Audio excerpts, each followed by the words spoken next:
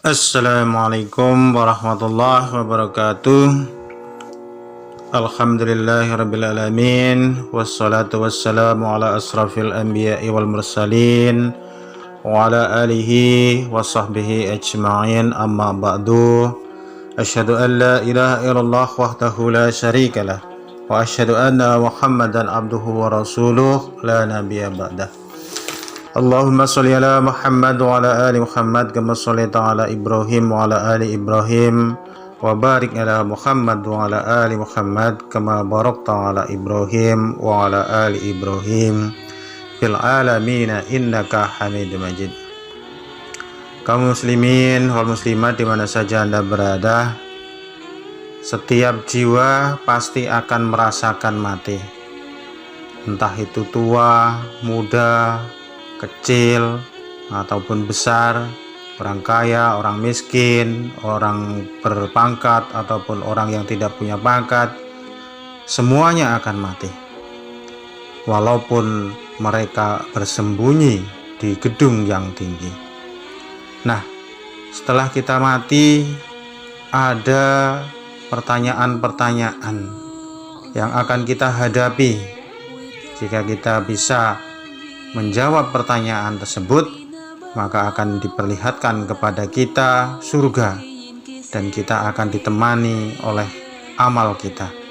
Tapi kalau kita tidak bisa menjawab pertanyaan itu, maka kita akan diperlihatkan neraka dan kuburan kita disempitkan serta kita ditemani oleh makhluk yang sangat buruk.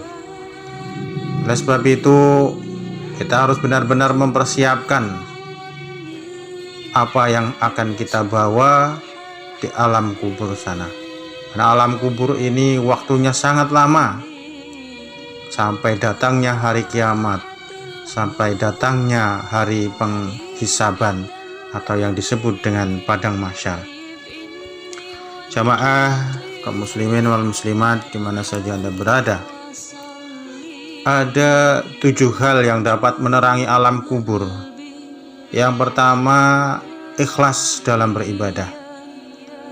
Ikhlas dalam beribadah ini artinya murni karena menjalankan perintah Allah Subhanahu wa taala, bukan karena siapa-siapa, bukan karena manusia, bukan pula karena yang lainnya.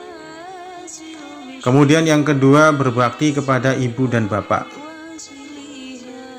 Seorang anak telah dibesarkan oleh orang tuanya, kemudian disekolahkan, kemudian diberikan bekal oleh orang tuanya berupa ilmu pengetahuan maupun harta benda untuk menjalani hidup ke depannya menjadi sosok orang tua kembali. Nah, anak itu wajib berbakti kepada kedua orang tua. Kalau dia durhaka kepada kedua orang tuanya, maka Allah akan membalasnya dengan neraka. Kemudian yang ketiga adalah mempererat tali silaturahmi. Tali silaturahmi ini apabila dilakukan akan menjadikan kita panjang umur dan banyak rezeki. Maka Rasulullah SAW bersabda, barang siapa yang ingin panjang umurnya dan banyak rezekinya, maka sambunglah silaturahmi.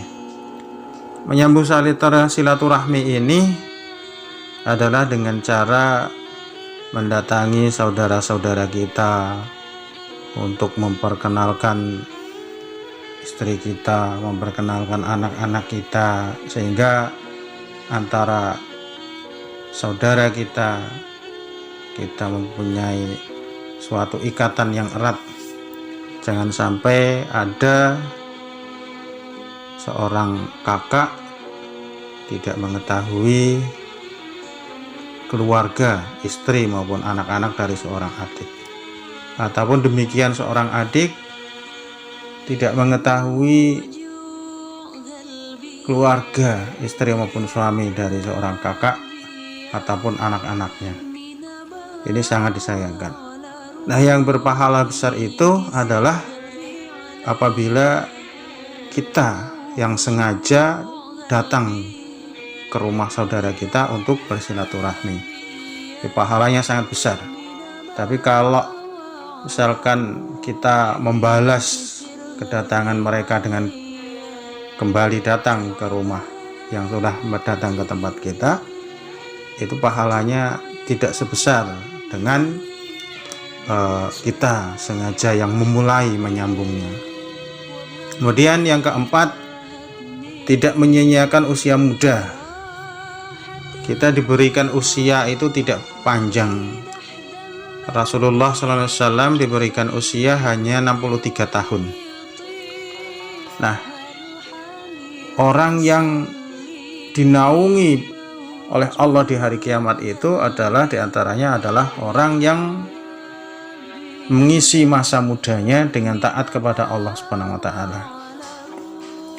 Maka nasihat Nabi, pergunakan yang 5 sebelum datang yang 5. Yang pertama adalah sehatmu sebelum sakitmu. Kemudian masa mudamu sebelum masa tuamu. Kemudian kayamu sebelum miskinmu. Kemudian lapangmu sebelum sempitmu.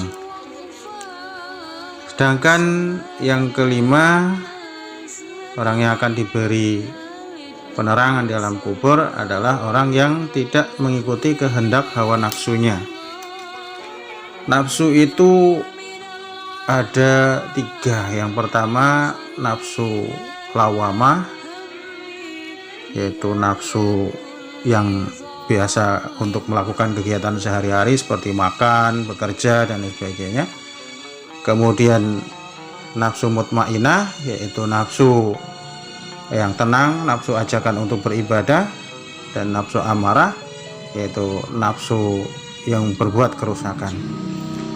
Nah, kita tidak boleh mengikuti hawa nafsu amarah. Kita harus mengikuti hawa nafsu yang mutmainnah. Kemudian yang ketujuh yang akan beri penerangan di dalam alam kubur, yaitu memperbanyak zikir kepada Allah Subhanahu wa Ta'ala. Orang membiasakan zikir kepada Allah, maka nanti ketika sakaratul maut akan spontanitas bisa mengucapkan la ilaha illallah. Jadi yang namanya sakaratul maut itu sesuatu yang sangat sakit dan sangat menakutkan. Kalau tidak terbiasa berzikir kepada Allah, pasti tidak bisa untuk mengucapkan la ilaha illallah. Maka dari itu kita wajib setiap habis sholat kita zikir, hingga kita nanti akan diberi penerangan di alam kubur. Demikian ringkasan dari kitab Nashaikhul Ibad. Semoga Allah senantiasa memberikan perlindungan kepada kita. Amin ya rabbal alamin. Wabillahi taufiq wal hidayah. Wassalamualaikum warahmatullahi wabarakatuh.